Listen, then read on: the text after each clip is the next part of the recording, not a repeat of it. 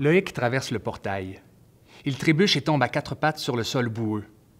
Il se relève, secoue ses mains et regarde autour de lui. Le bruissement d'ailes et le cri d'un corbeau qui ne semble pas apprécier sa présence le font sursauter. Autour de lui, la lumière blanche l'empêche de voir à plus de 30 centimètres. En fait, Loïc réussit à peine à voir le bout de ses doigts. Il se retourne et essaie à tâtons de toucher le Westphalia. Bonne nouvelle, ou mauvaise nouvelle selon le point de vue. Le West ne semble pas être à portée de main. Loïc patiente quelques instants, le temps que le brouillard de lumière se dissipe autour de lui. Soudainement, une immense déflagration se fait entendre. Paniqué, Loïc se jette au sol et en perd son tricorne. « Merde, merde, merde! Dans quoi je me suis embarqué? »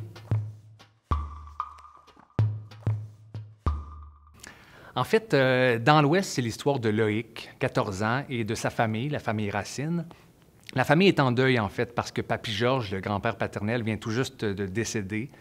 Papy, c'est un électron libre. C'était un globe-trotteur qui vivait toujours dans son vieux Westphalia 1975.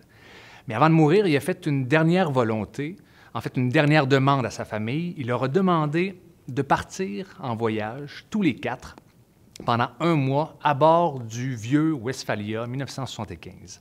Alors, ça ne fait pas l'affaire des membres de la famille qui avaient d'autres plans pour l'été. Mais quand Loïc découvre que dans le Westphalia, il y a un portail temporel, les vacances qui s'annonçaient ennuyantes prennent une tournure pour le moins surprenante.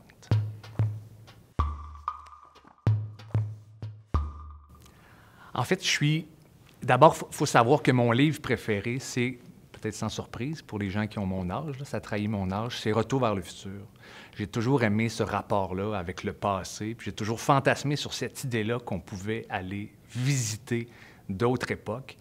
J'ai eu envie de mettre en lumière un peu des personnages, soit qu'on connaît beaucoup ou qu'on connaît peu, et de voir en quoi ils ont transformé la société dans laquelle on vit, pour finalement se rendre compte, je pense, que l'histoire avec un grand H a été faite par des gens qui, au fond, sont comme vous, comme moi, et que c'est simplement en vivant leur vie puis en faisant ce qui semblait la bonne chose pour eux qu'ils ont marqué l'histoire à leur façon.